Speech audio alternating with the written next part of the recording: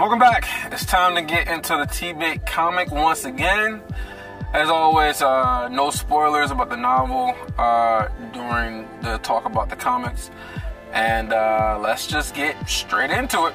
So we start off again with the Grey Sunders. The Grey Sunders talking about their betrayal of Dikathan and, you know, all the things that he is going to give them and whatnot, all the different, you know, gold and eternal life and all this crazy ass shit that they were promised in order for them to go through with this betrayal. They also talk about how the king also talks about how, you know, he's pretty powerful in comparison to the rest of the kings and queens.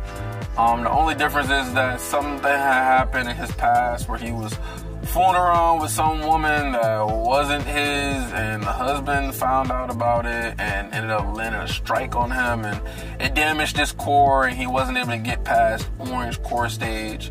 So all this stuff is still accurate with the novel. All this stuff is exactly the same.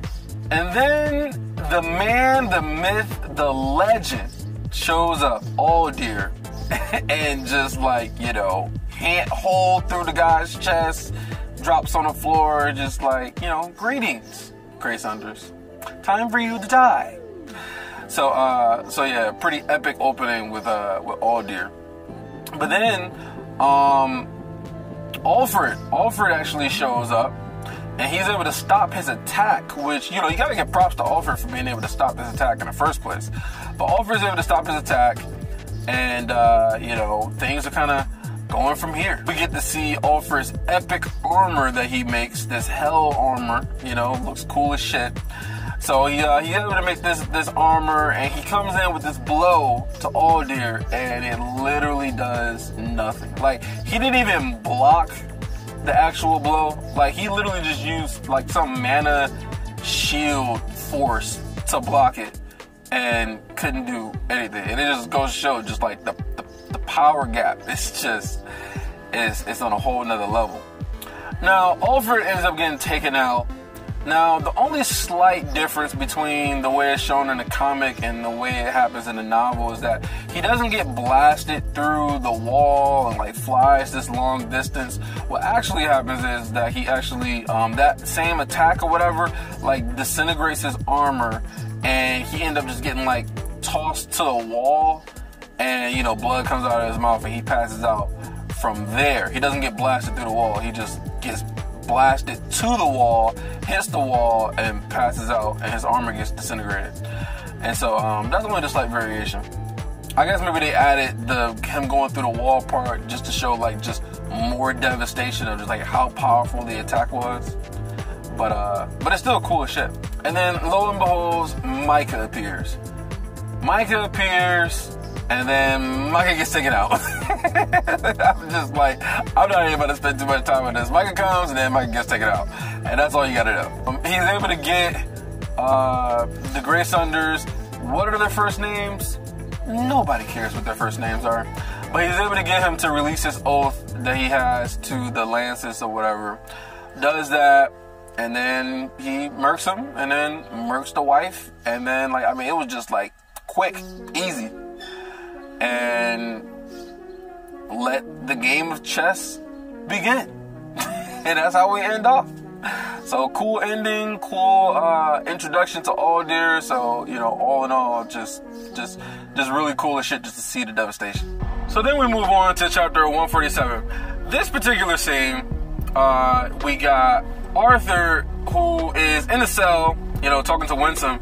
Now, when Byron comes and attacks, he actually attacks outside the cell doors, and also Arthur has Sylvie on his head during this scene in the novel.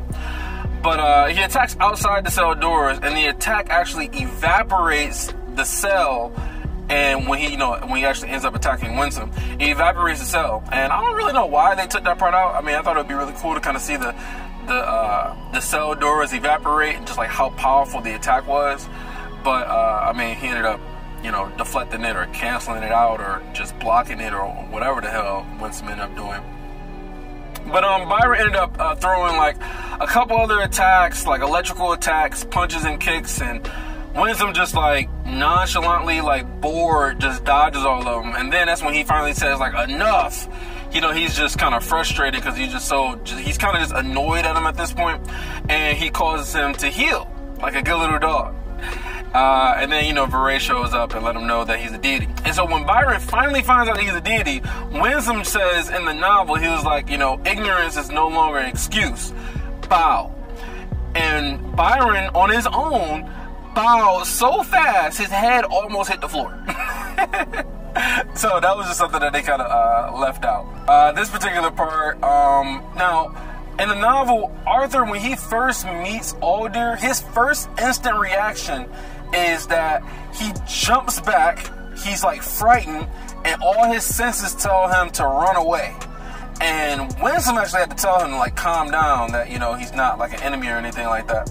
But they left that part out. But that just kind of just showed, like, you know, his first interaction with Aldir, just like how powerful he was, how just, you know, I guess afraid he was of him.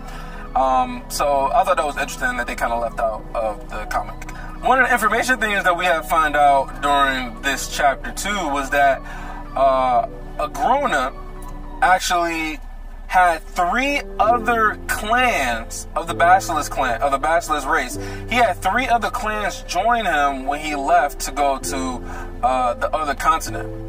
And so I was kind of like, I guess I was kind of surprised that we actually got that information in this one, because I completely forgot about that. So he had 3 other clans come down with him to the other continent. So not only do you have the Asuras from his clan that he was ahead of, but you also got the 3 other clans too, which the other 3 clans also had heads. So I'm pretty sure they have like other heads of their clans that, you know, they came with, and so they all just working on their Agrona. But yeah, I thought that was interesting that they actually included that in this chapter. And then now we end off on just Arthur finding out that he's going to do some training in Ephiodus. And so now he has to say goodbye to his family. So here in 148, we find out some pretty good information in this one. We learn about the Great 8. Now, the Great 8 is, there's 8 races in Ephiodus. Each race has multiple clans. You know, every race is made up of multiple clans. And one clan gets picked to become the High Clan, and the High Clan is gonna be part of the Great 8. And so, so the Great 8 is is made up of every single race that is in, you know, one of every single race that is in Ephiodus. Now, we also learn that the Great Clans, or the clans that's within the Great 8, they're much more powerful than the regular clans that are part of each race. We also find out that Kezis, the dragon race, I should say, the dragon race has the fewest clans out of all the other races. That's also interesting. Also, the Endrath clan has been a part of the Great 8 since the inception of the Great 8. So they've been there the longest of all of them. We also find out that the Basilisk race, you know, one of their members, you know, because I think Agrona used to be part of the Great 8. They ended up replacing him with another clan. They didn't just wipe out all the Basilisk race. They ended up replacing them with another clan. So the Basilisk race, one of the clans, is still part of the Great 8. So that's also another interesting thing that we find out in this chapter. Winsome also informs Arthur that Sylvia actually went with a group of elite Asuras to attack Agrona. She went with them to attack them. I guess like she snuck in with them or whatever without permission.